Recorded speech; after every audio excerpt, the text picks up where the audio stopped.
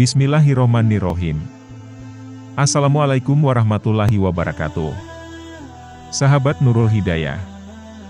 Hawa melahirkan dalam satu perut seorang lelaki dan seorang perempuan. Dan pada perut berikutnya, seorang lelaki dan seorang perempuan juga. Maka dihalalkan perkawinan antara anak lelaki dari perut pertama dengan anak perempuan dari perut kedua. Akhirnya, anak-anak Nabi Adam menjadi besar dan menikah serta memenuhi bumi dengan keturunannya. Nabi Adam mengajak mereka untuk menyembah Allah Subhanahu wa Ta'ala. Nabi Adam menyaksikan kecenderungan pertama dari anaknya terhadap pangkal kejahatan, yaitu iblis. Sehingga terjadilah kejahatan pembunuhan yang pertama kali di muka bumi. Salah seorang anak Nabi Adam membunuh saudara kandungnya sendiri. Anak yang jahat itu membunuh saudaranya yang baik. Ceritakanlah kepada mereka kisah kedua putra Adam, yaitu Habil dan Kabil. Menurut yang sebenarnya, ketika keduanya mempersembahkan kurban, maka diterimalah dari salah seorang dari mereka berdua yaitu Habil, dan tidak diterima dari yang lain yaitu Kabil. Quran Surah Al-Ma'idah, ayat 27. Jangan lupa untuk terus dukung channel Nurul Hidayah TV, dengan menekan tombol subscribe, dan aktifkan lonceng notifikasinya, agar Anda mendapatkan update informasi terbaru dari kami. Dan like serta share videonya. Sampaikanlah ilmu, walau satu ayat. Dikatakan bahwa pembunuhnya ingin merebut istri saudara kandungnya untuk dirinya sendiri. Nabi Adam memerintahkan mereka berdua untuk menghadirkan kurban, lalu setiap dari mereka menghadirkan kurban yang dimaksud. Allah Subhanahu wa Ta'ala menerima kurban dari salah satu dari mereka, dan menolak kurban yang lain. Ya Kabil berkata, "Aku pasti membunuhmu." Berkata Habil, "Sesungguhnya Allah hanya menerima kurban dari orang-orang yang bertakwa. Sungguh kalau kamu menggerakkan tanganmu kepadaku untuk membunuhku, aku sekali-kali tidak akan menggerakkan tanganku untuk membunuhmu. Sesungguhnya aku takut kepada Allah, Tuhan sekalian alam." Quran Surah Al-Ma'idah, ayat 27-28. Perhatikanlah bagaimana Allah Subhanahu wa Ta'ala menyampaikan kepada kita kalimat-kalimat yang diucapkan oleh anak Nabi Adam yang terbunuh sebagai syahid. Dan ia menyembunyikan kalimat-kalimat yang diucapkan oleh si pembunuh. Si pembunuh mengangkat tangannya sambil mengancam, namun calon korban pembunuhan itu berkata dengan tenang, "Sesungguhnya aku ingin agar kamu kembali dengan membawa dosa membunuhku, dan dosamu sendiri. Maka kamu akan menjadi penghuni neraka." Dan yang demikian itulah pembalasan bagi orang-orang yang lalim. Quran Surah Al-Ma'idah, ayat 29. Selesailah percakapan antara mereka berdua. Dan anak yang jahat itu membiarkan anak yang baik beberapa saat. Setelah beberapa hari, saudara yang baik itu tidur di tengah-tengah hutan yang penuh dengan pohon. Di hutan itu, keledai tua mati dan dagingnya dimakan oleh burung nasar dan darahnya ditelan oleh bumi. Yang tersisa hanya tulang belulang berserakan di tanah. Kemudian saudaranya yang jahat membawanya menuju saudara kandungnya yang sedang tidur, lalu ia mengangkat tangannya dan menjatuhkan dengan keras dan cepat.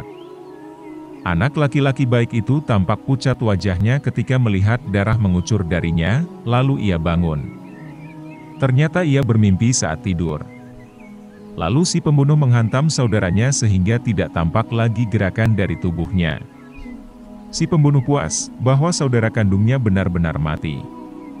Pembunuh itu berdiri di depan korban dengan tenang dan tampak pucat wajahnya. Dari Abdullah bin Mas'ud bahwa Rasulullah SAW bersabda, "Tidaklah setiap jiwa yang dibunuh secara zalim, melainkan anak Adam yang pertama, ikut menanggung dosa pembunuhan tersebut. Karena dialah yang pertama kali melakukan pembunuhan." Hadis riwayat Bukhari. Si pembunuh terduduk di depan saudaranya dalam keadaan berlumuran darah. Apa yang akan dikatakannya terhadap Nabi Adam ayahnya, jika ia bertanya kepadanya tentang hal itu?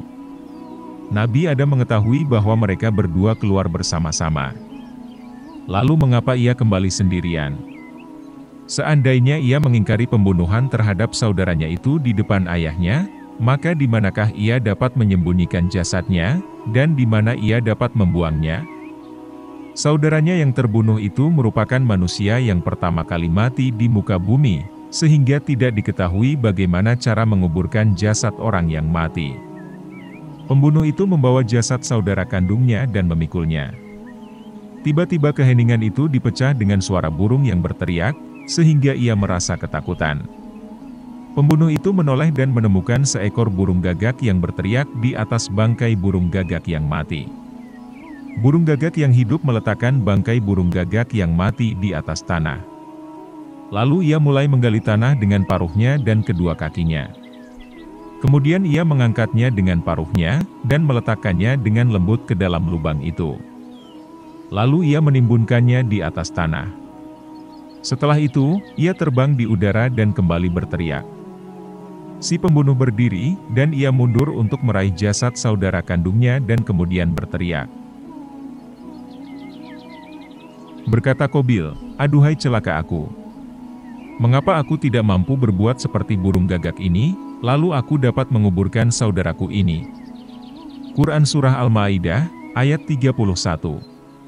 Ia mulai merasakan kesedihan yang sangat dalam atas apa yang telah dilakukannya terhadap saudaranya. Ia segera menyadari bahwa ia adalah orang yang paling buruk dan paling lemah. Ia telah membunuh orang yang paling utama dan paling kuat. Anak Nabi Adam berkurang satu dan iblis berhasil mencuri seorang anak Nabi Adam. Bergetarlah tubuh si pembunuh dan ia mulai menangis dengan keras. Lalu ia menggali kuburan saudara kandungnya. Ketika mendengar kisah tersebut, Nabi Adam berkata,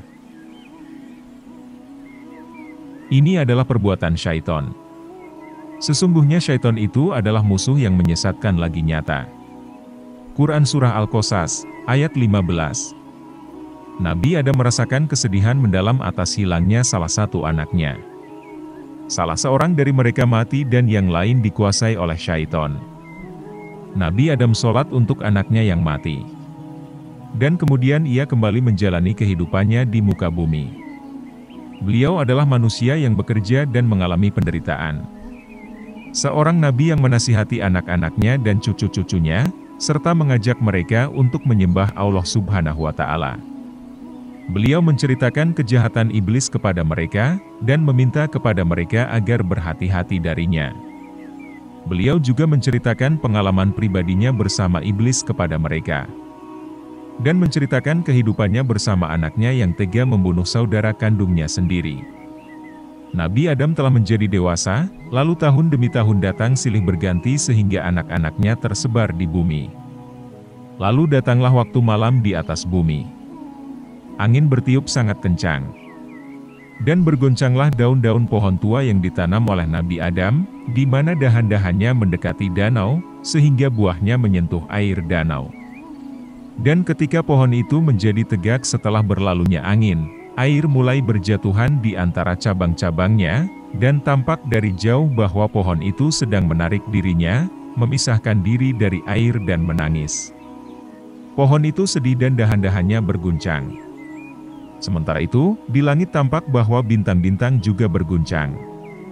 Cahaya bulan menerobos kamar Nabi Adam sehingga cahaya itu menerpa wajah Nabi Adam. Wajah Nabi Adam tampak lebih pucat dan lebih muram dari wajah bulan. Bulan mengetahui bahwa Nabi Adam akan mati. Kamar yang sederhana, kamarnya Nabi Adam. Nabi Adam tertidur dengan jenggotnya yang putih dan wajahnya yang bersinar di atas tempat tidur dari dahan-dahan pohon dan bunga-bunga. Anak-anaknya semua berdiri di sekelilingnya dan menunggu wasiatnya. Nabi Adam berbicara dan memahamkan anak-anaknya bahwa hanya ada satu perahu keselamatan bagi manusia, dan hanya ada satu senjata baginya yang dapat menenangkannya. Perahu itu adalah petunjuk Allah Subhanahu wa Ta'ala, dan senjata itu adalah kalimah-kalimah Allah Subhanahu wa Ta'ala. Nabi Adam menenangkan anak-anaknya bahwa Allah Subhanahu wa Ta'ala tidak akan membiarkan manusia sendirian di muka bumi. Sesungguhnya Allah Subhanahu wa Ta'ala akan mengutus para nabi untuk membimbing mereka dan menyelamatkan mereka. Para nabi itu memiliki nama-nama, sifat-sifat, dan mukjizat-mukjizat yang berbeda-beda. Tetapi mereka dipertemukan dengan satu hal, yaitu mengajak untuk menyembah Allah Subhanahu wa Ta'ala semata. Demikianlah wasiat Nabi Adam kepada anak-anaknya. Akhirnya, Nabi Adam menutup kedua matanya, dan para malaikat memasuki kamarnya dan mengelilinginya. Nabi Adam tersenyum ketika mendapatkan kata salam yang dalam, dan ruhnya mencium bau bunga surga. Demikian pembahasan kita kali ini mengenai kisah Nabi Adam alaihissalam. Semoga kita senantiasa dalam lindungan, serta limpahan rahmat dan karunia Allah Subhanahu wa Ta'ala. Wassalamualaikum warahmatullahi wabarakatuh.